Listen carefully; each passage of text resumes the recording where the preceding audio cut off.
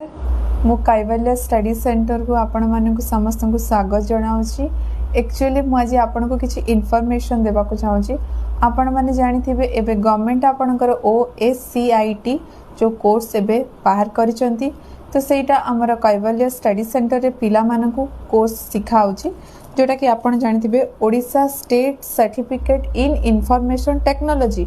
एथिरे बहुत सारा आपणकर AI टूल्स वगैरह भी अच्छी, जो थे जॉब रिगार्डिंग भी पिला मानकू नीड हुए, स्टूडेंट मानकू भी नीड हुए, बाकी ऑफिशियली भी नीड हुए। ठीक अच्छे, तो बेसिकली गवर्नमेंट एटा एथिपाई अप्रूव करिसंती, कारण एटा हमर संबलपुर सर्टिफिकेट कंडक्ट करची, जोटा कि आपण प्राइवेट सेक्टर रे गवर्नमेंट सेक्टर रे समस्ते ए सर्टिफिकेट को अप्रूव करूचंती। तो आपण माने ए कोर्स जते जल्दी जॉइन करिवे सेटा आपनक पई बेनिफिट्स रहइबो।